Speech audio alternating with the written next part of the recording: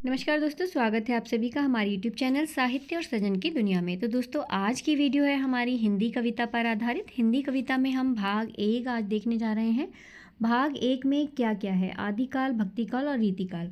आदिकाल, भक्तिकाल, रीतिकाल के जितने भी कवि आपके पाठ्यक्रम में हैं उन सभी पर हम यहाँ पर थोड़ी सी बात कर लेंगे, थोड़ा सा उनके बारे में महत्वपूर्ण बिंदु के माध्यम से जान लेंगे। समय हमारे पास बहुत अधिक नहीं है, हम पूरा का पूरा टेक्स्ट यहाँ नहीं पढ़ पाएंगे। ये जो तैयारी चल रही है ये स्पेशल क्लासेस हैं, जो 40 दिन की स्पेशल क्लासेस हमारी हैं, तो उसके हिसाब से हम यहाँ पर ये वीडियो अपलोड कर रही हूँ आप लोगों के लिए। उम्मीद है आप लोगों को वीडियोस पसंद आएगी। यहाँ आप बहुत कम समय में अपनी पूरी चीज़ों को कवर कैसे कर सकते हैं, कहाँ से क्या पूछा जाएगा हिंदी कविता में, उस पर मैं यहाँ साथ साथ चर्चा करती रहूँगी। तो देखो, पहला हमारा भाग है ये हिंदी कविता का, और हम रीतिकाल तक आज यहाँ पहले भाग में कविताओं को देखने जा रहे हैं। हिंदी कविता के कालक्रम अनुसार बात करें तो आपके आदिकाल में जो कविताएं लगी हुई हैं, चंद्रबरदाई की पृथ्वीराज रासो का रेवा तट लगा हुआ है। अमीर खुसरो की पहेलियाँ और मुकरियाँ हैं, सारी पहेलियाँ मुकरियाँ दी हुई हैं, तो कुछ 1 या 2 नहीं हैं। अमीर खुसरो से बहुत कम प्रश्न पूछे जाते हैं, पहेलियाँ और मुकरियाँ इनकी अधिकांशतः पूछी जाती हैं। विद्यापति की पदावली आपके पाठ्यक्रम में है, तो ये आदिकाल हम देखेंगे। आज ही हम इस वीडियो में ये सब कवर करने वाले हैं। भक्तिकाल की बात करें तो भक्तिकाल में हम देखेंगे यहाँ कबीरदास जी, जायसी, सूरदास, मीराबाई और तुलसीदास। रीतिकाल की अगर बात करें तो रीतिकाल में हमारे पास हैं बिहारी सस्सई, और यहाँ पर बिहारी की सस्सई लगी हुई है। घनानंद हमें देखने हैं रीतिकाल में। तो हमें रीतिकाल तक का समय आज देखना है, यानी रीतिकाल तक की जो कविताएं रचनाएं हमारे पाठ्यक्रम में हैं, दोहा, कवित हैं, वो सब हमें आज इस वीडियो में कवर करने हैं। आधुनिक काल यानी जो हमारा दूसरा भाग होगा हमारी वीडियो का, वो आधुनिक काल होगा, जिसमें हमें द्विवेदी युग, अयोध्या सिंह उपाध्याय, हरिओद हैं जिसमें, और इसमें मैथिली शरण गुप्त हैं। छायावाद की बात करें तो छायावाद में हमारे पंत प्रसाद महादेवी निराला लगे हुए हैं, और इनकी काफ़ी सारी यहाँ पर रचनाएं हमारे सामने हैं, तो इन सब पर हम प्रकाश डालेंगे। और इसके जो छायावादोत्तर भी हम इसी में रखेंगे। तो तीसरा जो हमारा इसका पार्ट होगा, यानी हम 3 भागों में यहाँ अपनी कविताओं को देखेंगे। जो हमारी वीडियो का तीसरा भाग होगा उसमें हम प्रगतिवाद देखेंगे और प्रयोगवाद देखेंगे। प्रगतिवाद, प्रयोगवाद और नई कविता जो है वो हमारे तीसरे भाग में रहेंगी। तो प्रयोगवाद की जितनी कविताएं हमारे पाठ्यक्रम में हैं उन पर हम सारी चर्चा करेंगे अपने आने वाले तीसरे भाग में। तो कविताओं को हम यहाँ 3 भाग में देख रहे हैं। 3 वीडियोज़ में पूरी कविताएं कवर हो जाएंगी। आप लोग रेगुलर हमारी वीडियोज़ पर चैनल पर बने रहिएगा। नोटिफिकेशन मिलता है तो ज़रूर अपने जो भी महत्वपूर्ण आपके बिंदु होंगे उनको आप नोट कर सकते हो यहाँ पर, और आसानी से अपने पाठ्यक्रम को पूरा कर सकते हो। तो समय क्योंकि कम है, तो समय के कम के कारण हम बहुत, मैंने जैसे बताया आपको, पूरा टेक्स्ट हम यहाँ नहीं देखेंगे। महत्वपूर्ण अंश, महत्वपूर्ण चीज़ें हम यहाँ देख करके आगे चलेंगे। तो बात कर रहे हैं यहाँ आदिकाल की, और आदिकाल में लगी हुई चंद्रबरदाई कृत पृथ्वीराज रासो 27वां सर्ग रेवा तट का सार हम यहाँ देख लेते हैं। जो आदिकाल को वीरगाथा काल कहा है रामचंद्र शुक्ल जी ने। आदिकाल को आदिकाल नाम दिया है हजारी प्रसाद द्विवेदी जी ने। आदिकाल का समय 1050 से 1375 है, सभी को पता है। काल में प्रमुख रूप से रासो साहित्य की रचना हुई है। आदिकाल में अधिकांशतः रासो साहित्य देखने के लिए मिलता है। आदिकाल के अधिकांश रासो ग्रंथों की रचना हुई है। मिश्र बंधुओं ने चंद्रबरदाई को हिंदी के प्रथम कवि और नवरत्नों में से एक कहा है। किसने कहा है? मिश्र बंधुओं ने कहा है। तो ये जो चीज़ें आप लोगों को अपने पास बहुत अच्छे से नोट कर लेनी है, याद कर लेनी है। पृथ्वीराज रासो लगभग 2500 पृष्ठों का प्रबंध काव्य माना जाता है। 69 सर्ग इसमें है। साथ ही चंद्रबरदाई ने अपने इस रासो में संस्कृत, फारसी, अरबी, अपभ्रंश, देशज, राजस्थानी, ब्रज, पंजाबी आदि भाषाओं का प्रयोग किया है। रेवा तट के सार की बात करें तो रेवा तट का सार हम यहाँ देख लेते हैं। एक बात और गाइस, यहाँ से बहुत अधिक प्रश्न नहीं आएंगे आप लोगों के। यहाँ से का मतलब हर एक चीज़ से बहुत ज़्यादा प्रश्न नहीं आते। आपको थोड़ा सा यहाँ पर ध्यान रखना है, क्या इसका थोड़ा सार याद कर लेंगे, और थोड़ा सा यहाँ आप याद करोगे चंद्रबरदाई के बारे में, पृथ्वीराज रासो के बारे में, कि पृथ्वीराज रासो क्या है। तो हम यहाँ रेवा तट देख रहे हैं। इसमें देखेंगे इस समय यानी इस सर्ग में दिल्ली के महान राजा पृथ्वीराज चौहान और शहाबुद्दीन गोरी के रेवा तट पर होने वाले युद्ध का वर्णन हुआ है। पृथ्वीराज चौहान देवगिरी को जीतने के बाद उनके सेनापति चामुंड राय के कहने पर रेवा तट पर आखेट खेलने जाने के लिए तैयार हो जाते हैं। चामुंड राय उन्हें बताता है कि किस प्रकार देवताओं के वाहन मदहंद ऐरावत जो हाथी हैं उनके द्वारा हिमालय के पास सो जाने तक फैले तट वृक्ष की शाखाएं तोड़कर ऋषि दीर्घ तपा के आश्रम उजाड़ दिया जाता है। तो ये सारी बात होती है। साथ ही जो क्रोधित होते हैं फिर यहाँ दीर्घ तपा और उन हाथियों को श्राप दे देते हैं। उसके बाद गतिविहीन श्रापित हाथी अंग देश के एक वन में जाकर के लोहिताक्ष सरोवर पर रहने लगते हैं। पाल काव्य ऋषि उनकी देखभाल करते हैं। पाल काव्य ऋषि का जन्म एक हथिनी के गर्भ से होता है, इस कारण उसे हाथियों से बहुत अधिक प्रीति होती है या प्रेम होता है। राजा रोमपाल शिकार खेलने के लिए आता है और हाथियों को चंपापुरी में ले जाता है। पाल काव्य से अलग होकर के हाथी दुर्बल हो जाते हैं, किंतु पाल काव्य भी चंपापुरी पहुंच करके उन्हें फिर से देखभाल शुरू कर देते हैं। पृथ्वीराज को यह सारी बातें सुनकर के रेवा तट जाने के लिए बड़ी उत्सुकता होती है। वह रेवा तट पहुँच गए। यह जान करके शहाबुद्दीन ने उन पर आक्रमण की योजना बनाई थी। वहाँ उन्हें लाहौर के शासक चंद पुंडीर दाहिम का पात्र मिलता है। उसमें शहाबुद्दीन गोरी के आक्रमण की खबर मतलब एक पत्र मिलता है और वहाँ पर उनको शहाबुद्दीन गोरी के जो आक्रमण है उसकी खबर उनको मिल जाती है। पृथ्वीराज लाहौर के लिए निकल पड़ते हैं और चंद पुंडीर अपनी सेना के साथ गोरी को रोकने के लिए आगे बढ़ते हैं और अंत में मारे जाते हैं। पृथ्वीराज को आता हुआ देख गोरी की सेना घबरा जाती है। भीषण युद्ध चलता है। अंत में पृथ्वीराज की जीत होती है। गोरी को हाथी से बांध करके दिल्ली ले जाया जाता है। 1 महीना 3 दिन तक उन्हें कैद में रखा जाता है। शहाबुद्दीन को बचाने के लिए उनके अमीरों को जो विनती की जाती है, विनती करने पड़ती है और दंड स्वरूप कई हजार घोड़े, हाथी और माणिक्य आदि देने पड़ते हैं शहाबुद्दीन को छुड़ाने के लिए। अंत में गोरी से संधि करके उसे भेज दिया जाता है। तो ये होता है रेवा तट का मतलब जो मुख्य सार है वो यही है रेवा तट का।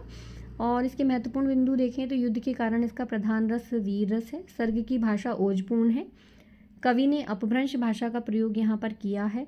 साथ ही अरबी, फारसी, तत्सम आदि शब्दों का प्रयोग भी देखने के लिए मिलता है। कवि ने दोहा, छप्पे, भुजंगी, कुंडलियाँ, साटक, कट, शोभा, मोती, दाम और रसावला, अरिल आदि छंदों का प्रयोग यहाँ पर किया है। रेवा तट की कुछ प्रसिद्ध अगर पंक्तियाँ देखें तो ये प्रसिद्ध इनकी पंक्तियाँ हैं जिसमें हिमाचल उपकंठ एक वक्त प्रस उतंग सो जोजन परिमाण सास तस भंजी मतंग बहुरी दुर्ग सदमद अध ढाही मुनिवर आरामन दर्ग तपारो देशी श्राप दीनों कुपितामम। तो वही जो हम कह चुके हैं कि श्राप दे दिया गया था, यहाँ पर यही बात हुई है। तो इसी तरीके से यहाँ पर 2-3 इनके हम पद यहाँ देख लेते हैं। कौपर, पराग, पत्र, छालम, डालम, फलम, कुलम, कदम, फल्ली, कलीदय, जरियम, गुंजर, करी, धुलियम, तनम। तो ये यहाँ पर जो है कुछ इनके सर्ग दिए गए हैं। और इसकी व्याख्या की अगर बात करें तो मैंने यहाँ पर सेपरेट वीडियो भी अपनी अपलोड की हुई हैं पहले ही, और उसमें जो है व्याख्या सहित यहाँ पर हम लोग वो देख सकते हैं, वीडियोस को देख सकते हैं। दूसरे हमारे जो इस युग के कवि हैं उसमें हमारे आ जाते हैं अमीर खुसरो। आदिकाल के महत्वपूर्ण कवियों में से हैं। अमीर खुसरो से 99% जो है यहाँ से प्रश्न आता है अमीर खुसरो से। और अमीर खुसरो के किस भाग से आता है वो भी मैं आपको बता देती हूँ। अमीर खुसरो में अमीर खुसरो से अधिक प्रश्न नहीं पूछा जाता है। अमीर खुसरो की पहेली या मुकरियाँ अक्सर एग्जाम में दे दी जाती है।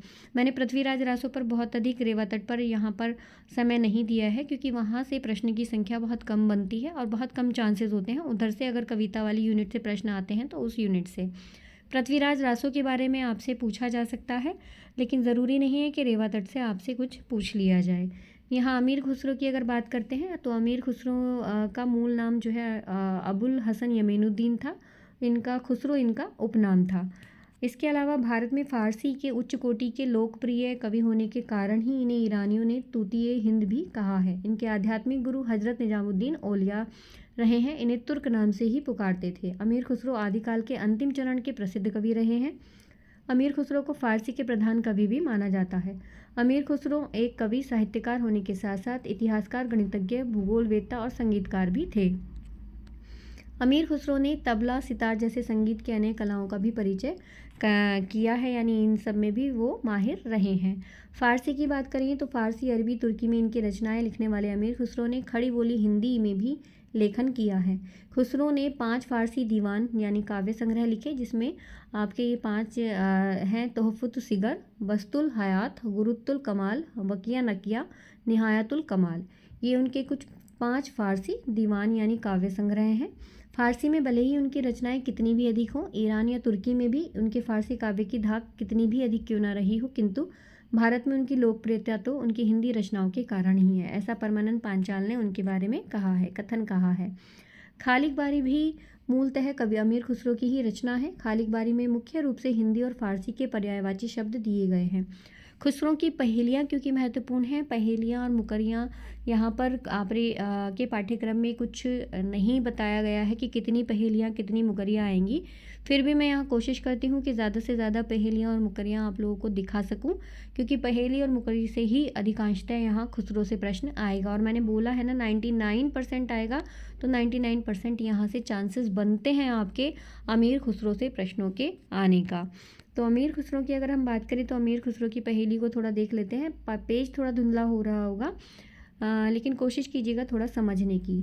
श्याम वरन और दांत अनेक, लचकत जैसे नारी, दोनों हाथ में खुसरो खींचे एक और कहे तू आरी। इसका उत्तर है आरी। तो ये इनकी बूझ पहेलियाँ हैं, ठीक है, ये बूझ पहेली हम यहाँ पढ़ रहे हैं। दूसरी इनकी पहेली है, इधर को आवे उधर को जावे, हर फेर काटे वह खावे, ठहर रहे जिस दम वह नारी, खुसरो कहे बरे को आरी। तो इसका भी आरी है, आरी मतलब आरी। एक नार वह दांत दंतीली, पतली दुबली छैल छबीली, जब ता तिरियाही लागे भूख, सूखे हरे चबाले रूख, जो बताए वही बलिहारी, खुसरो कहे बरे को आरी। तो इसका भी आरी ही है। आरी पर यहाँ पर 2-3 पहेलियाँ दी गई हैं, कौन सी पूछ ली जाए ये पता नहीं है। बाला था जब सब भया, बड़ा हुआ सब कुछ काम न आया, खुसरो कह दिया आस का नाव, अर्थ करो नहीं छोड़ो गाँव। दिया, इसका उत्तर है दिया। 5वीं हमारी पहेली है, सावन भादो बहुत चलत है, माघ पूस में थोरी, अमीर खुसरो यूं कहे तू बूझे पहली मोरी। मोरी मतलब नाली। तो ये या फिर 4 महीने बहुत चलत है और महीने थोरी, अमीर खुसरो ये कहे तू बूझे पहेली मोरी। मोरी यानी कि नाली। तो ये पहेली चाहे ऐसे आए या ऐसे आए, किसी भी रूप में आ सकती है। अगली पहेली हम देखते हैं, अंदर है और बाहर बहे, जो देखे सो मोरी कहे। तो मोरी मतलब नाली। नाली आप समझ सकते हो, नाली किसे कहते हैं। अंदर है और बाहर बहे, यानी जो नालियाँ होती हैं उन्हीं के लिए यहाँ पर 2-3 पहेली दी गई हैं। इसके अलावा हमारा अगला यहाँ पर पहेली है, फ़ारसी बोली आयना, तुर्की ढूंढी पायना, हिंदी बोली आरसी आए, खुसरो कहे कोई न बताए। आरसी यानी कि दर्पण। अगला हमारा है, पौन चलत वह दे बढ़ावे, जलत पीवत वह जीव गंवावे, है यह प्यार सुंदर नार, नार नहीं वह है वह नार, पर है वह नार। नार मतलब आग। पौन चलत वह देह बढ़ावे, जल पीवत वह जीव गंवावे, है यह प्यार सुंदर नार। तो यहाँ पर इसका अर्थ है आग। अगली हमारी पहेली है यहाँ पर, एक पेड़ रेती में होवे, बिन पानी ही हरा रहे, पानी दिए से वह जल जाए, आँख लगे अंधा हो जाए। आँख लगे नहीं, अगर आँख में लग जाता है तो उसे वो अंधा हो जाता है। तो आंकड़े का पेड़ यानी आँख, आपने नाम सुना होगा, इसका उत्तर वही है। एक बार जब बनकर आवे, मालिक अपने ऊपर बुलावे, है वह नारी सबके गौ की, खुसरो नाम लिए तो चौकी। चौकी मतलब चौंक जाना। अगला है, नारी से तू नर भई और श्याम वरन भई सोए, गली गली कूकत फिरे, कोयला कोयला होए। तो ये इम्पोर्टेंट है, नारी से तो ये कोयल इसका सही उत्तर है। अगली हम पहेली देखते हैं, घूम घूम के आई है और मेरे मन को भाई है, देखी है पर चाखी नहीं, अल्लाह की कसम खाई है। खाई यानी खंदक। और ये इसमें नेक्स्ट वाला इम्पोर्टेंट पहेली है, गोल मटोल और छोटा मोटा, हरदम वह तो ज़मीन पर लोटा, खुसरो कहे नहीं है झूठा, जो ना बूझे अकल का खूटा। लोटा, ठीक है, छोटा मोटा भी हो सकता है, ज़मीन पर भी गिर जाता है। तो ये जो इसका उत्तर है वो है लोटा। अगला है, खड़ा भी लोटा पड़ा भी लोटा, मैं है बैठा और कहे है लोटा, खुसरो कहे समझ का टोटा। तो इसका भी लोटा है। तो लोटे पर भी यहाँ पर इन्होंने 2-3 पहेलियाँ दे दी हैं। अगला देखो, ये मैना, एक नार तरवर से उतरी, सर पर बाके पाँव, ऐसी नार कुनार को मैना देखन जाऊँ। मैना इसका सही उत्तर होगा। अगली हमारी पहेली है, एक मंदिर के सहस्र दर, हर दर में तिरिया का घर, बीच बीच आके अमृत ताल, बूझ है इनकी बड़ी महाल। महाल यानी शहद का छत्ता। एक ये बहुत इम्पोर्टेंट है, आया हुआ है पाठ्यक्रम में, एक नार तरुवर से उतरी, मासो जन्म न पायो, बाप का नाम जो वास पूछियो, आधा नाम बतायो। आधा नाम बतायो, खुसरो कौन देश की बोली, बाका नाम जो पूछा मैंने, अपना नाम न बोली, यानी निबोली, नीम की निबोली। अगला है जब जल जल चलता बसता गाँव, बस्ती में ना बाका ठाव, खुसरो ने दिया बाका नाम, बूझो अर्थ नहीं छोड़ो गाँव। इसका उत्तर है नाव। नेक्स्ट हम देख लेते हैं, पान फूल बाके सर पर माहे, लड़े कटे जब मद पर आहें, चिट्ठे काले बाके बाल, बूझ पहेली मेरे लाल, लाल चिड़िया। अगली पहेली, क्योंकि मैंने बताया पूरी की पूरी हम टेक्स्ट नहीं देख सकते, तो कुछ इंपॉर्टेंट जो टेक्स्ट हैं वो देखते चले जाते हैं। बीसों का सिर काट लिया, ना मारा ना खून किया, ये है नाखून। ठीक है, बीसों का सर काट लिया, ना मारा ना खून किया, नाखून। अगला है, एक तरुवर का फल है तर, एक तरुवर का फल है तर, पहले नारी पीछे नर, वह फल ही यह देखो चाल, बाहर खाल और भीतर बाल, भुट्टा। ये कुछ इम्पोर्टेंट हैं, तो इनको थोड़ा सा ध्यान रखिएगा। नेक्स्ट हम देख लेते हैं, यहाँ पर ये है बिन बूझ पहेली, वो थी बूझ पहेली, ये है बिन बूझ पहेली। ठीक है, वे पहेलियाँ होती है बिन बूझ जो बूझी नहीं गई हैं, संस्कृत में इन्हें बहिर्लापिका कहते हैं। इनका उत्तर पहेली से बाहर होता है। जलकर बने जल में रहे, आँखों देखा खुसरो कहे। जलकर बनता है, जल में रहता है, यानी आँखों में रहता है, आँखों में पानी रहता है, इसलिए बोला है जल में रहता है। आँखों देखा खुसरो कहे, तो ये काजल है इसका सही उत्तर। तो जो इम्पोर्टेंट है उसमें मैं सर्कल यहाँ कर देती हूँ। अगला देखिएगा, सब कोई उसको जाने हैं, पर नहीं एक नहीं पहचाने हैं, 8 घड़ी में लेखा है, फिक्र किया उन देखा है, परमात्मा ईश्वर। 10 नारी का एक ही नर, बस्ती बाहर बाका घर, पीठ सख्त और पेट नरम, मुंह मीठा तासीर गरम, खरबूजा। अगला हाँ देख लेते हैं, दिया। यहाँ पर तेली का तेल, कुम्हार का हंडा, हाथी की सूंड, नवाब का झंडा, दिया। कमाई अपनी फेंक दे, जी पर नहीं मलाल, वासो क्यों हट जात है, तो रोजी खाए हलाल, हलाल का खाने वाला। ये काजल का एक बार देख लेते हैं, और आधे किए से सबको पाले, मद कटिए से सबको मारे, अंत कटिए से सबको मीठा, खुसरो बाको आंखों देखा। ये इसका है उत्तर काजल। नेक्स्ट हम देख लेते हैं, एक नार चातर कहलावे, एक नार चातर कहलावे, मूरख को ना पास बुलावे, चातर मर्द जो हाथ लगा दे, खोल सतर वह आप दिखा दे, किताब। एक ये ध्यान रखिएगा दर्पण वाला, झिलमिल का कुआं रतन की क्यारी, झिलमिल का कुआं रतन की क्यारी, बताओ तो बताओ नहीं तो दूंगी गारी, दर्पण।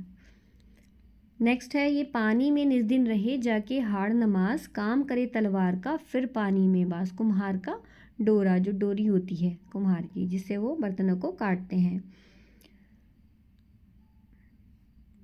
एक रख में अचरज देखा, डाल बनी दिखलावे, एक है पत्ता बाके ऊपर, माथ छुए कुम्हलावे, सुंदर बाकी छाँव है और सुंदर बाको रूप, खुला रहे ओ नहीं कुम्हलावे, जो जो लागे धूप, यानी खुले रहने पर भी कुम्हलाता नहीं है, जब धूप लगती है, छाता।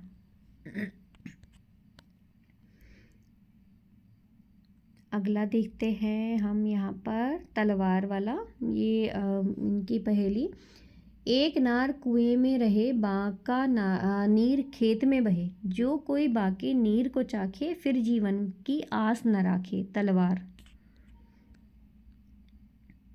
ये देखो हमने भुट्टे का एक देखा था, भुट्टे का ये भी यहाँ पर है, आगे आगे बहिना आई, पीछे पीछे भैया, दांत दिखाते बाबा आए, बुरका ओढ़े मैया, भुट्टा।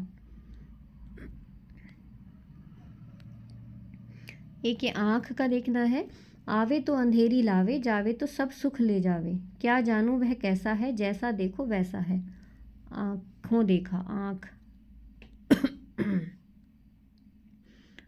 एक थाल मोती से भरा, सबके सिर पर औंधा धरा, चारों ओर वह थाली फिरे, मोती उससे एक न गिरे, आसमान। अगली पहेली है हमारी, आगे लगे फूले फले, सींचत जावे सूख, मैं तो ही पूछो ओ सखी, फूल के भीतर रूख, अनार। आतिशबाजी वाला जो अनार होता है उसकी बात चली है ये। आगे लगे फूले फले, सींचत जावे सूख, मैं तो ही पूछो ओ सखी, फूल के भीतर रूख।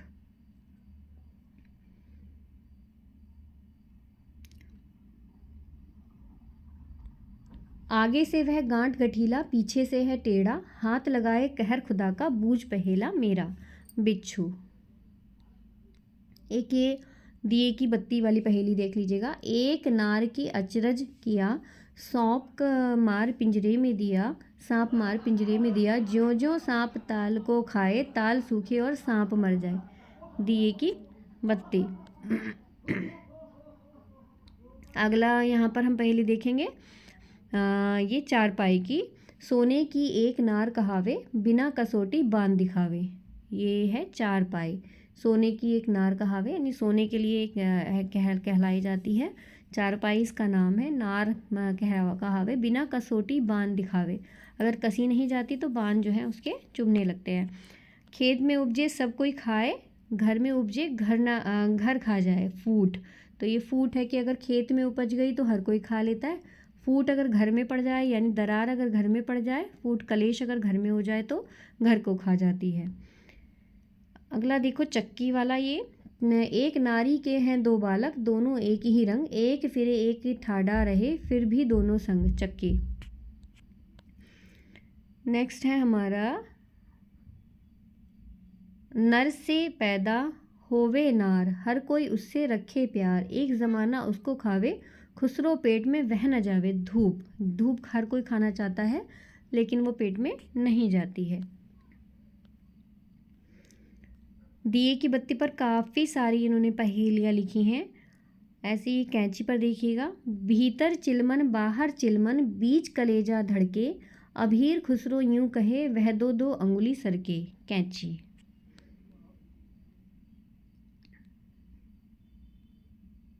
अगला, क्योंकि इतनी सारी इनकी ना पहेलियाँ हैं गाइस, मैं क्या बताऊं। मेरे पास दरअसल इनकी पूरी किताब है, उसी की PDF ये मेरे पास है। तो सारा का सारा जैसे मैंने बताया कि यहाँ एक वीडियो में हम इतना अब नहीं देख सकते हैं, पर कोशिश रहेगी कि ज़्यादा से ज़्यादा आप लोगों को बता पाऊँ। देखो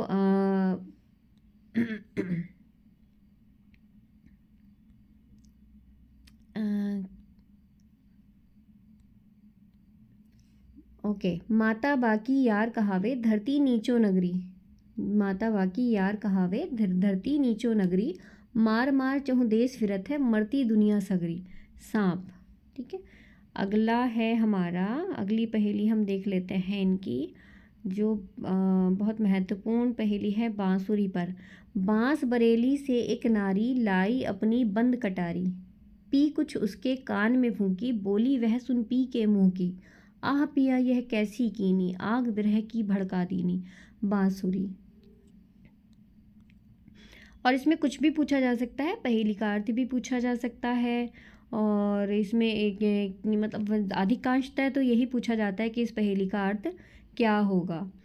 गला कटे वह चून करे, और मुँह रक्त बढ़ावे, सो प्यारी बातें करे, फिकर कथा दिखलाए। पान। एक यहाँ भौरा निकला है। ये विरह का मारा गया चमन में, इश्क छिना है स्याह वरन में, जोर गुलों के सहता है पर बोले बिना न रहता है। भौरा।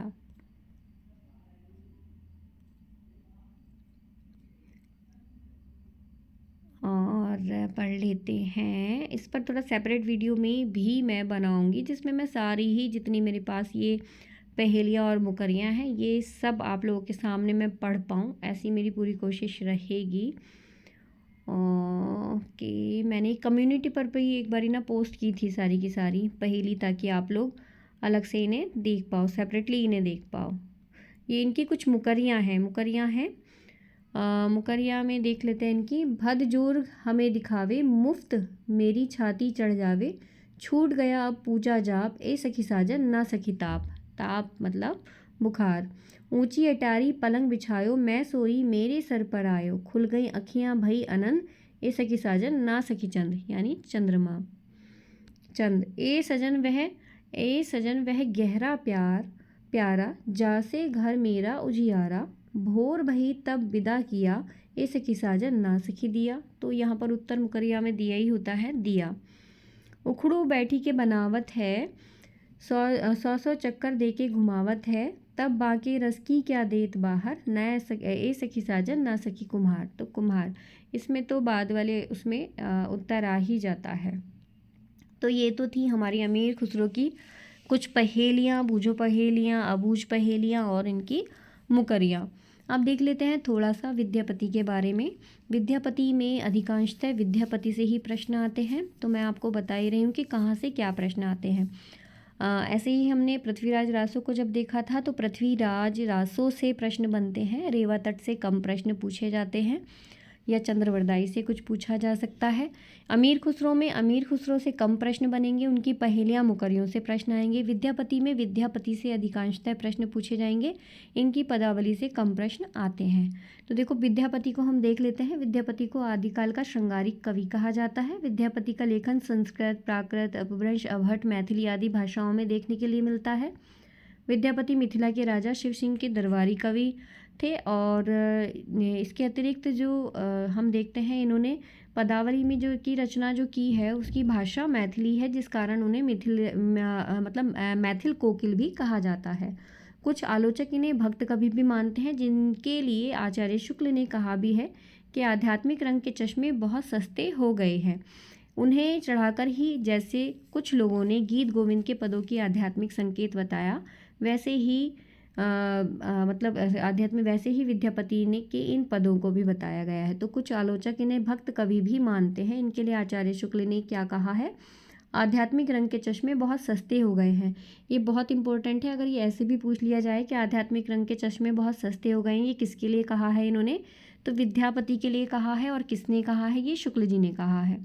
ठीक है। तो विद्यापति की प्रसिद्ध रचनाओं को अगर हम देख लेते हैं तो संस्कृत में इनके की है शैव सर्वस्व सार, गंगा वाक्यावली, दुर्गा भक्त तरंगिणी, भू परिक्रमा, दान वाक्यावली, पुरुष परीक्षा, विभाग सार, जिसमें से पुरुष परीक्षा बहुत महत्वपूर्ण है, दान वाक्यावली है, गंगा वाक्यावली है, और शैव सर्वसार जो है ये भी इनकी महत्वपूर्ण रचनाओं में से आती है।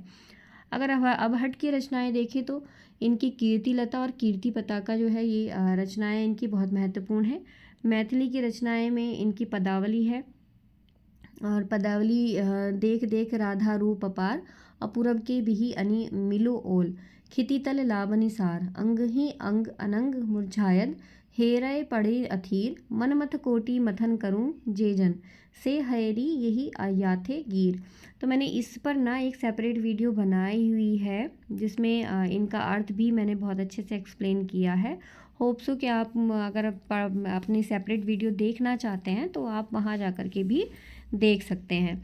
तो विद्यापति का आप लोग देख सकते हैं, विद्यापति की पदावली जो है वही बहुत अधिक महत्वपूर्ण है, और पदावली के कारण ही ये बहुत अधिक प्रसिद्ध भी हुए हैं। इनकी जो पदावली की रचना है वो मैथिली में हुई है, जिसके कारण इन्हें मैथिल कोकिल कहा जाता है। ठीक है। इनकी कीर्तिलता, कीर्ति पताका को भी अक्सर एग्जाम में पूछ लिया जाता है कि किस भाषा में रचित ये रचनाएं हैं। यहाँ आदिकाल से संबंधित कुछ प्रश्नोत्तर भी दिए हुए हैं कि किस तरीके के प्रश्न जो हैं आदिकाल से पूछे जा सकते हैं।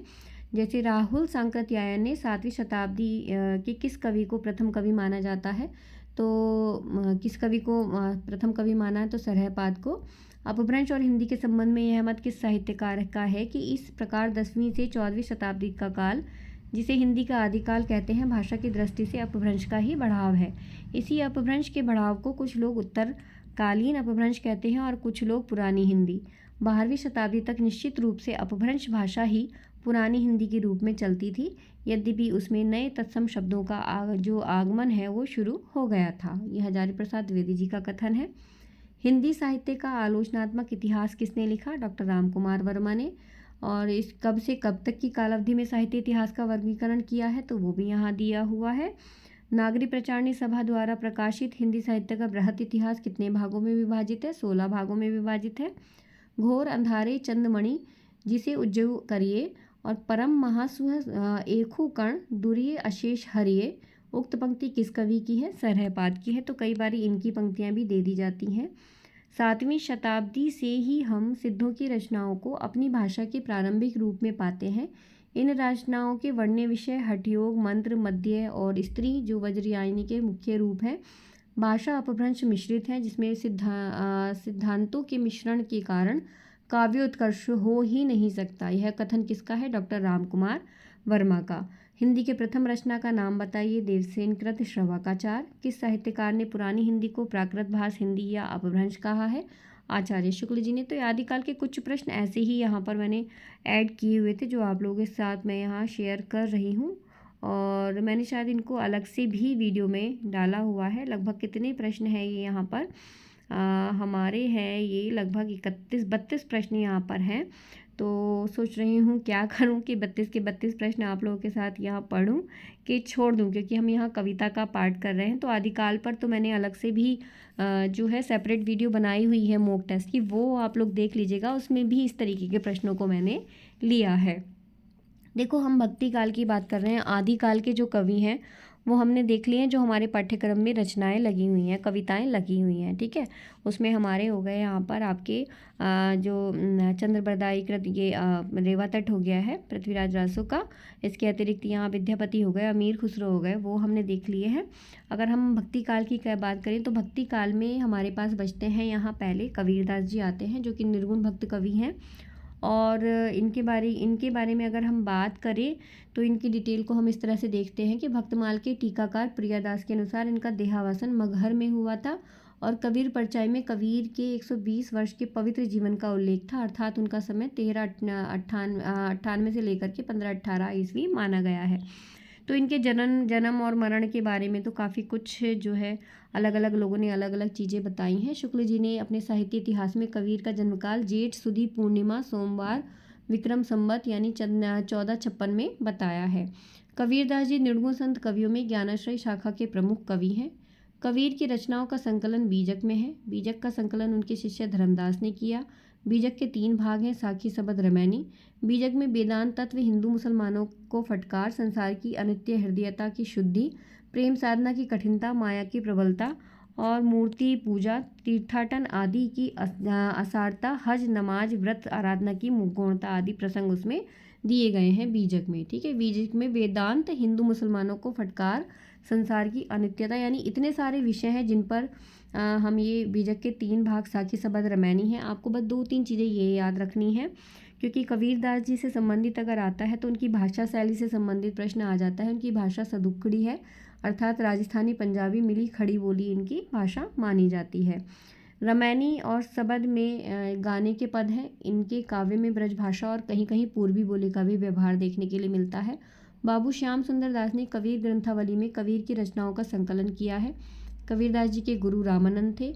कबीर ने राम के निर्गुण रूप को स्वीकार किया है और राम का नाम जपने का संदेश भी दिया है। निर्गुण राम जपहूँ रे भाई।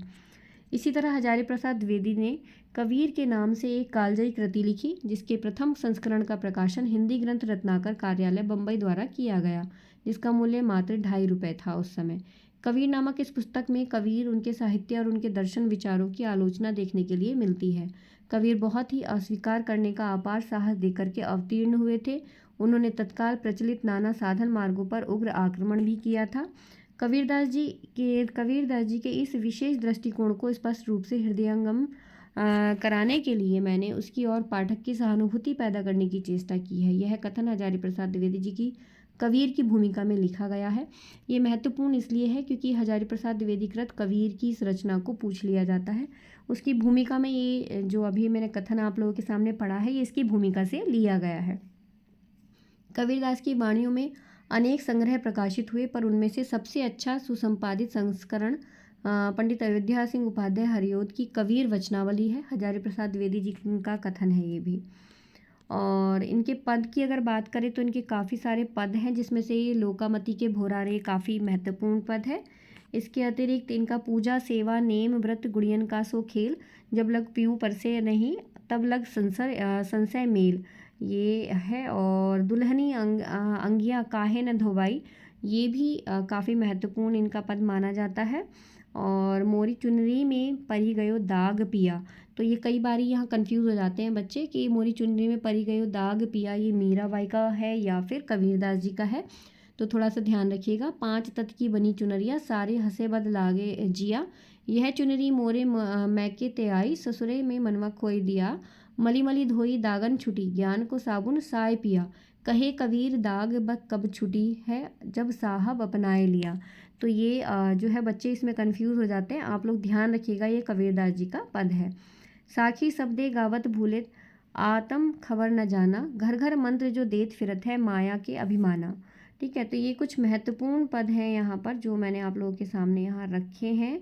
और ये तो आपको थोड़ा सा ब्लर हो रहा होगा ये, क्योंकि किताब की पिक्स ली हुई है। एक ये बहुत इम्पोर्टेंट है, आँखियाँ तो झाई परी पंथ निहारी निहारी, जिभियाँ छाला पड़ी नाम पुकारी पुकारी, विरह कमंडल कर लिए बैरागी दो नैन, मांगे 10 मधुकरी धके रहे दिन रैन, सब रंग तात रवा तन।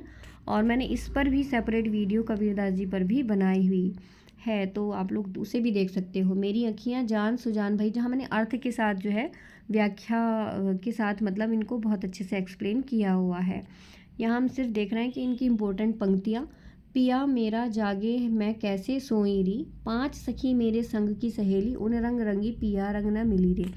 तो यहाँ पर पिया यानी कि ईश्वर के लिए यहाँ पर ये शब्द का प्रयोग कबीरदास जी ने किया है।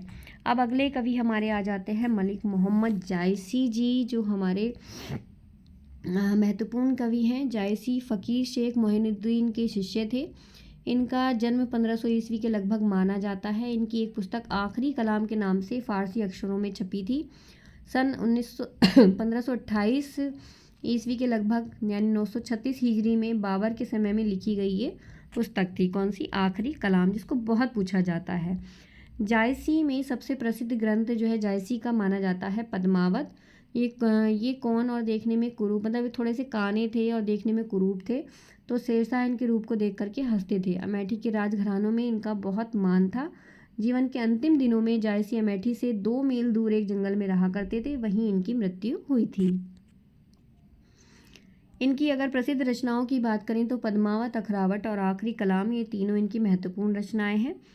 पद्मावत का एक बंगला अनुवाद अराकान राज्य के वजीर मगन ठाकुर ने सन 1650 के आसपास ये आला उजाला नामक एक कवि से कराया था। रामचंद्र शुक्ल हिंदी साहित्य के इतिहास से ये बात कही गई है, यानी शुक्ल जी ने इनके बारे में कहा है। एक कथन और देख लेते हैं जायसी के बारे में, जो शुक्ल जी ने कहा है हिंदी साहित्य के इतिहास में। हिंदू हृदय और मुसलमान हृदय आमने सामने करके अजनबीपन मिटाने वालों में इन्हीं का नाम लेना पड़ेगा। इन्होंने मुसलमान होकर हिंदुओं की कहानियाँ हिंदुओं की ही बोली में पूरी सहृदयता से कह करके उनके जीवन की मर्म स्पर्शनीय अवस्थाओं के साथ अपने उदार हृदय का पूर्ण सामंजस्य दिखा दिया। कबीर ने केवल भिन्न प्रतीत होती हुई परोक्ष सत्ता की एकता का आभास दिया था, प्रत्यक्ष जीवन की एकता का दृश्य सामने रखने की आवश्यकता बनी थी। यह जायसी द्वारा पूरी हुई। तो ये रामचंद्र शुक्ल जी का कथन है। इसके अतिरिक्त शुक्ल जी ने यह भी कहा है कि इसमें इतिहास और कल्पना का योग है। आचार्य शुक्ल जी, साहित्य इतिहास। अगला, ये जायसी ने यद्यपि इतिहास संबंध प्रसिद्ध नायक व नायिका ली हैं, पर इन्होंने अपनी कहानी का रूप वही रखा जो कल्पना के उत्कर्ष द्वारा साधारण जनता के हृदय में प्रतिष्ठित था। इस रूप में इस कहानी का पूर्वार्ध बिल्कुल कल्पित है और उत्तरार्ध ऐतिहासिक आधार पर आचार्य शुक्ल साहित्य इतिहास से लिया गया है। उनके बहुत महत्वपूर्ण कथन हैं जो मैंने यहाँ पर लिए हुए हैं। ये जायसी के पद्मावत के लिए आगे लिए गए दोनों कथन हैं ऊपर वाले। जायसी सूफी मत से आगे बढ़कर के भारतीय वेदांत की ओर झुक गए थे। जायसी सूफियों के अद्वैतवाद तक ही नहीं रहे, वेदांत के अद्वैतवाद तक ही नहीं रहे, वेदांत के अद्वैतवाद तक भी पहुँचे हैं। भारतीय मतांतरों की इनकी अधिक झलक मिलती है। तारकनाथ बाली की एक कथन है हिंदी साहित्य का इतिहास। इसके संपादक रहे डॉक्टर नगेंद्र और डॉक्टर हरदयाल। जायसी कृत जो पद्मावत है, इसकी रचना 1540 ईस्वी मानी जाती है। इसे सूफी परंपरा का प्रौढ़तम काव्य भी माना गया है। यह ठेठ अवधी भाषा में लिखा गया प्रबंध काव्य है। तो पहले तो यह रखना है कि पद्मावत एक प्रबंध काव्य है, दूसरा ये कि ठेठ अवधी भाषा में लिखा गया है। इसके अतिरिक्त इसमें और क्या चीज़ है वो थोड़ा देख लेते हैं। इसमें चित्तौड़ के राजा रत्न सिंह और सिंघल की राजकुमारी पद्मावती के प्रेम विवाह और विवाह के बाद जीवन की मार्मिक चित्रण देखने के लिए मिलता है। इसकी कथा वस्तु को आलोचकों ने 2 खंडों में विभाजित किया है। प्रथम खंड रत्नसेन और पद्मावती के विवाह तक पूर्वार्ध को कल्पना प्रसूत तथा दूसरे भाग को उत्तरार्ध भाग को ऐतिहासिक माना है। नागमती वियोग खंड पद्मावत का तीसरा खंड सर्ग है। तो नागमती वियोग खंड बहुत महत्वपूर्ण खंड माना जाता है। तो कौन सा खंड है ये ध्यान रखना है, ये तीसरा खंड या तीसरा सर्ग है। सिंघल सुंदरी पद्मावती के रूप की प्रशंसा को सुन करके चित्तौड़ नरेश रत्न सिंह अपनी विवाहित नागमती को छोड़ करके पद्मावती को पाने की इच्छा में चित्तौड़ से सिंघल को चले जाते हैं। नागमती चित्तौड़ के दुर्ग में अकेले पड़ी पड़ी रत्नसेन की राह देखती रहती हैं। रत्नसेन जब से जाता है लंबे समय तक पीछे मुड़ करके ही नहीं देखता है।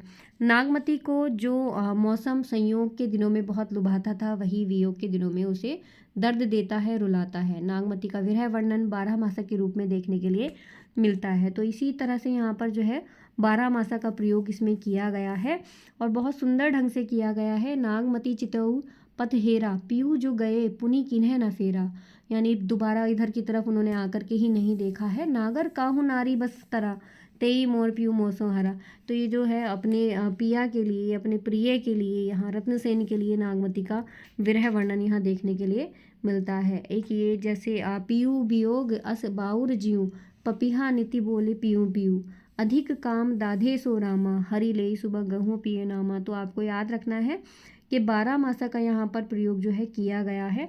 देखिए ये यहाँ पर चढ़ा आषाढ़, आषाढ़ के महीने की बात आ गई है। गगन घन गाजा, साजा विरह धुंध दल बाजा, धूम साम धीरे घन घन धाये, सेत धजा और बगपति दिखाए। ऐसे ही आगे इसमें देखो सावन का जिक्र हुआ है। सावन बरस में ही अति पानी, सावन में बहुत पानी बरस रहा है। भरनी परी और बिरहु झुरानी, और मुझे यहाँ विरह विरह में अपनी दिनों को निकालना पड़ रहा है। ऐसे ही भादो दूधर अति भारी, भादो का जिक्र यहाँ पर हुआ है। तो 12 मासा यहाँ पर हुआ है। कुआर का जिक्र यहाँ पर आ गया कि कुआर लग गया है। अभुआऊ कंततन लटा, मतलब अभी तक जो है तुम्हारे यहाँ आने की कोई भी बात नहीं हुई है।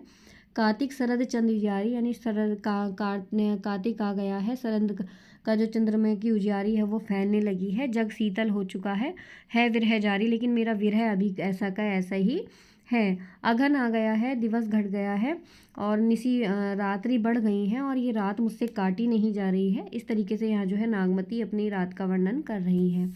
ऐसे ही आगे बोलती हैं कि पूस जाड़ थर थर तन कापा, सूरजू जाई लंका दिसी चापा। तो मतलब जो ये पूस की रात है, जाड़े हैं, थर थर मेरा कपी जो शरीर है वो काँप रहा है और जो है मेरे प्रीतम जो है वो मेरे पास नहीं है।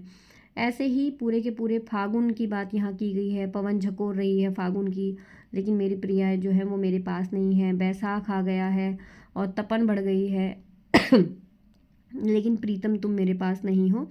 तो पूरी की पूरी नागमती वियोग वर्णन यहाँ पर किया गया है। रत्नसेन ने एक बार भी मुड़ करके नागमती के बारे में नहीं सोचा।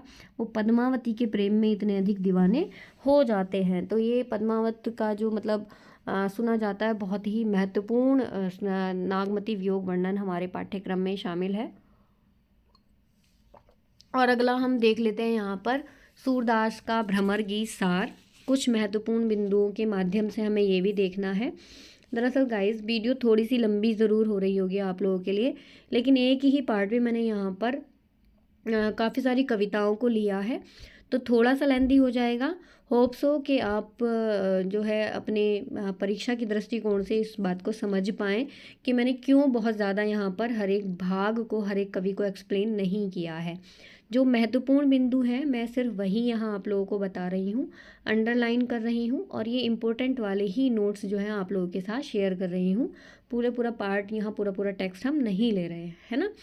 तो बने रहिएगा वीडियो में ताकि मुझे थोड़ी हिम्मत मिलती रहे। कमेंट्स करके ज़रूर बताइएगा कि आप लोगों को जो ये वीडियोज़ हैं वो कैसी लग रही हैं। हमें देखना है सूरदास और उनका भ्रमर गीत सार कुछ बिंदुओं के माध्यम से। 84 वैष्णवन की वार्ता में लिखा गया है कि सूरदास का जन्म दिल्ली के निकट ब्रज की ओर स्थित सिही गांव में सारस्वत ब्राह्मण परिवार में हुआ था। इस वार्ता में सूरदास का चरित्र गऊ घाट से आरंभ होता है। यहाँ श्री वल्लभाचार्य से सूरदास का साक्षात्कार हुआ था। सूरदास का जन्म की अगर बात करते हैं तो 1478 ईस्वी के में भी बताया जाता है। वल्लभाचार्य के शिष्य बनने के बाद चंद्र सरोवर के निकट पकरसौली गांव में रहने लगे थे। वहीं 1583 ईस्वी में इनकी मृत्यु हुई थी। हिंदी साहित्य के इतिहास संपादक नगेंद्र जी से ये बात ली गई है। सूर सागर समाप्त करने पर सूर ने जो सूर सागर सरावली लिखी उसमें अपनी अवस्था 67 वर्ष की कही थी। गुरु प्रसाद होत यह दर्शन 67 बरस प्रवीण। हिंदी साहित्य के इतिहास शुक्ल जी से ये वाली बात ली गई है। ठीक है। अगला साहित्य लहरी के अंत में एक पद है जिसमें सूर अपनी वंश परंपरा देते हुए उस पद के अनुसार सूर पृथ्वीराज के कवि चंद्रबरदाई के वंशज ब्रह्मभट्ट थे। चंद कवि के कुल में हरिचंद हुए और जिनके पुत्र 7 पुत्रों में सबसे छोटे सूरजदास या सूरदास थे। इन्हें हिंदी साहित्य के इतिहास शुक्ल जी ने इनके बारे में ये वाली बात कही है। अगला इंपॉर्टेंट पॉइंट देख लेते हैं।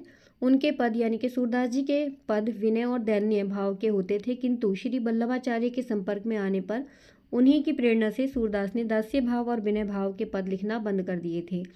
सख्य, वात्सल्य और माधुर्य भाव की पद रचना फिर उन्होंने प्रारंभ कर दी थी। डॉक्टर विजेंद्र स्नातक, हिंदी साहित्य का इतिहास, संपादक डॉक्टर नगेंद्र। अगला है पॉइंट हमारा कि डॉक्टर दीनदयाल गुप्ता ने सूरदास जी के द्वारा रचित 25 पुस्तकों की सूचना दी थी, जिनमें सूर सागर, सूर सारावली, साहित्य लहरी, सूर पचीसी, सूर रामायण, सूर साठी और राधा सकीली प्रकाशित हो चुकी हैं, लेकिन सूर सागर और साहित्य लहरी ही उनकी श्रेष्ठ रचनाएं मानी जाती हैं। सूर सागर की रचना भागवत की पद्धति पर 12 स्कंदों में हुई है। साहित्य लहरी सूरदास जी के दृष्टिकूट पदों का संग्रह है। इसमें अर्थ गोपन शैली में राधा कृष्ण की लीलाओं का वर्णन किया गया है। सूर सागर की समस्त रचना को पद रचना कहना ही समीचीन है। ब्रजभाषा के अग्रदूत सूरदास ने इस भाषा को जो गौरव गरिमा प्रदान की है, उसमें परिणाम स्वरूप ब्रजभाषा अपने युग के में काव्य भाषा की राज सिंहासन पर आसीन हो सकी। डॉक्टर विजेंद्र स्नातक का यह मत है।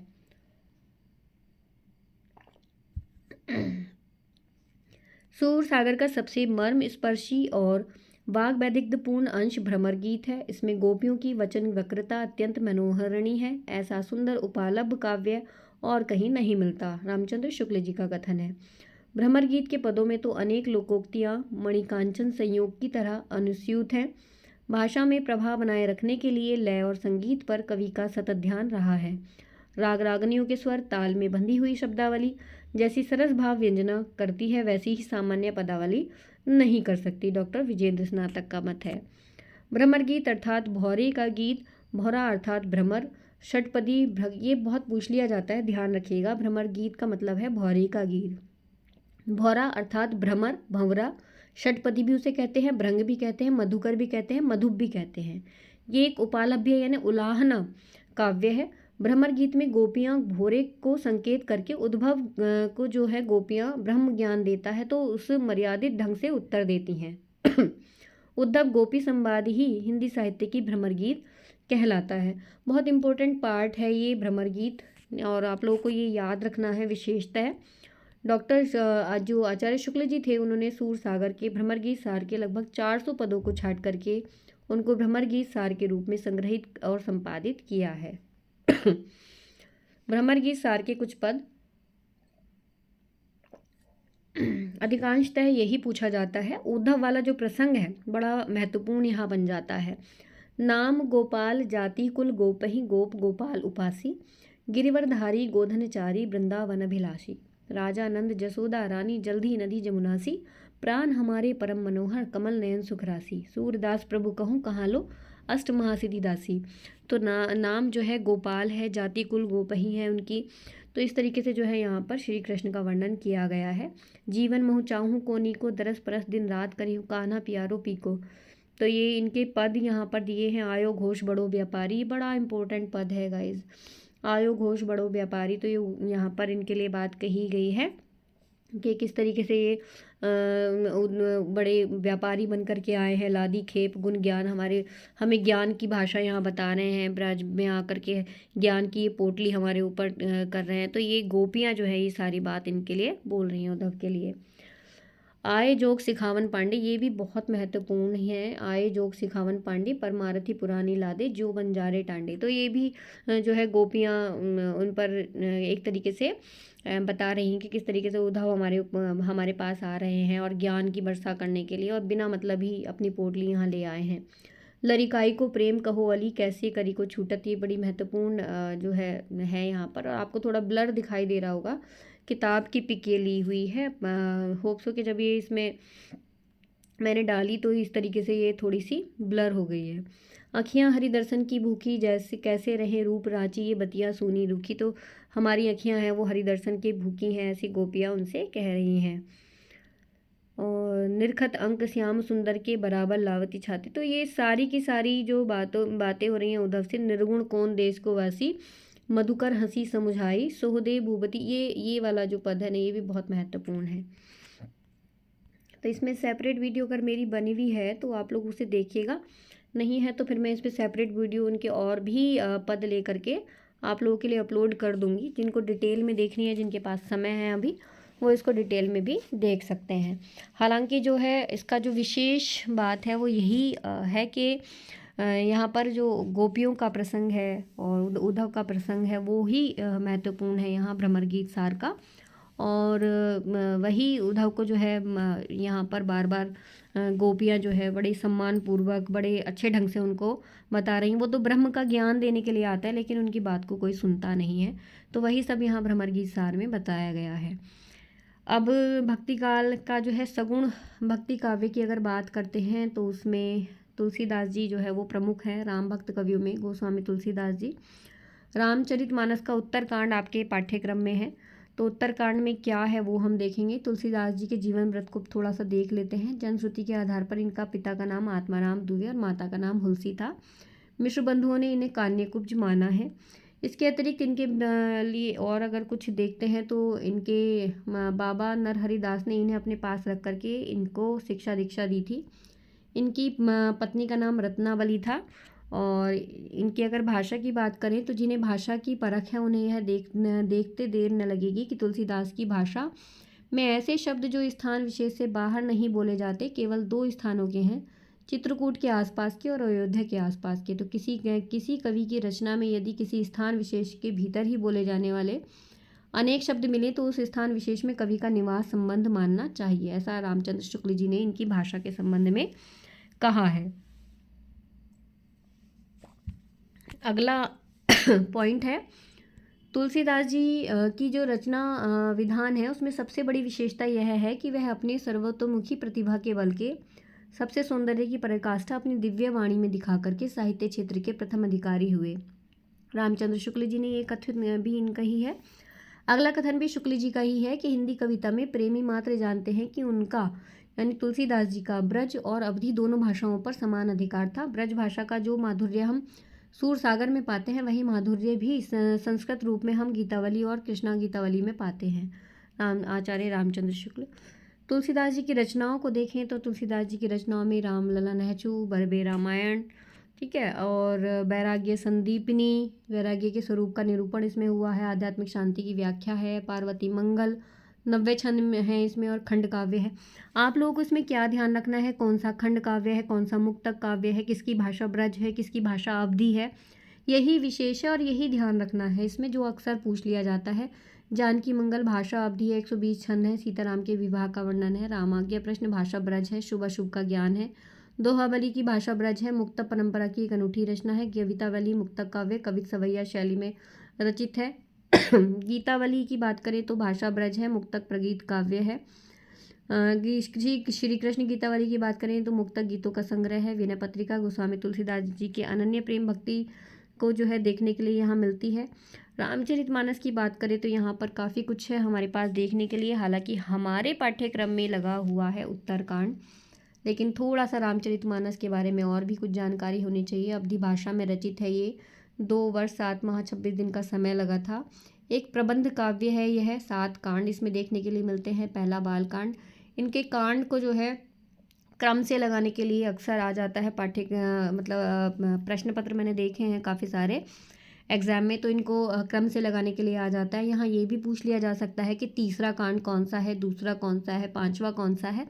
तो आपको इनके 7 के 7 कांड याद करने हैं, बहुत इंपॉर्टेंट है ये। यहाँ पर बालकांड, अयोध्या कांड, अरण्य कांड, किष्किंधा कांड, सुंदरकांड, लंका कांड। इसके अतिरिक्त अगर हम देखें तो उत्तरकांड हमारा अंतिम कांड यहाँ पर बच जाता है। तो ये 7 कांड हैं और इनके सातों के सातों को आपको क्रम से भी लगाना है और इनको याद भी करना है। हालांकि मोस्टली जो है ये याद होगा बच्चों को, क्योंकि रामायण रामचरितमानस हर एक घर में रहने वाला एक ग्रंथ है, मूल ग्रंथ है। उत्तरकांड लंका कांड के पश्चात आता है और रामायण की मूल कथा लंका कांड पर समाप्त हो जाती है। अतः उत्तरकांड रामचरितमानस का उपसंहार भी कहा जा सकता है। इसमें हम देखते हैं कि इसमें कवि की विचारधारा, भक्ति और दर्शन की प्रस्तुति, कवि की आदर्शमयी रामराज्य वाली स्थापना, गुरु महत्व का प्रतिपादन करता है। उत्तरकांड में रावण वध और लंका विजय करके श्री राम, सीता, लक्ष्मण और अपने प्रमुख सहायकों सहित अयोध्या लौटकर आए, जहाँ पर शीघ्र ही उनका सिंहासन रोहण समारोह हुआ था। भगवान शिव राम का यशगान करते हैं। अयोध्या नरेश लौट आने पर चारों ओर खुशी का सागर लहराने लगता है। राम राज्य का वैशिष्ट्य बता करके और उसका गुणगायन करते हुए काकभुसुंडी पक्षीराज गुरुण को महिमाशाली राज्य से अवगत कराते हैं। उत्तरकांड की कुछ पंक्तियां यहाँ पर हैं जिसमें महत्वपूर्ण पंक्ति है, जय सगुन निर्गुण रूप रूप अनूप भूप सिर मोरे। और ऐसे ही अवतार नर संसार भार विभंजी दारुण दुख देही। एक इसमें सबसे महत्वपूर्ण ये है कि दैहिक दैविक भौतिक तापा राम रज नहीं काहू व्यापा। इसके अलावा कलिमल ग्रसे धर्म सब लुप्त भये सदग्रंथ।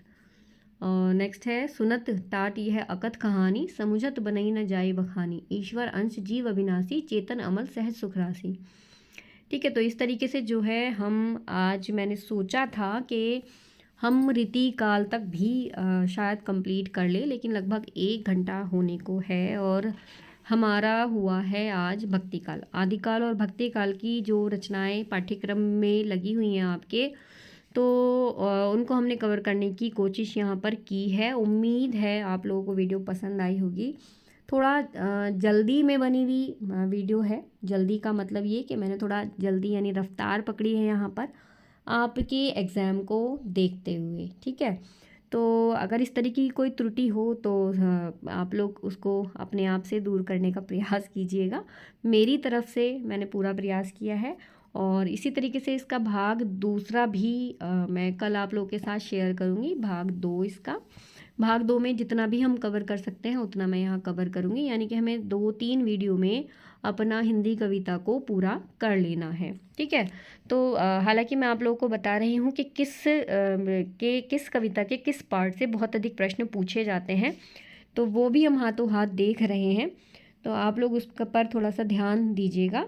तो मिलते हैं अपनी नेक्स्ट वीडियो में, जहाँ हम शुरू करते हैं इस रीतिकाल खंड से कल अपने दूसरे भाग को। और गाइज़, अगर वीडियो पसंद आ रही है तो प्लीज़ वीडियो को लाइक कीजिएगा, अपने दोस्तों के साथ शेयर कीजिएगा, चैनल को सब्सक्राइब कीजिएगा। मिलते हैं नेक्स्ट वीडियो में, बाय बाय।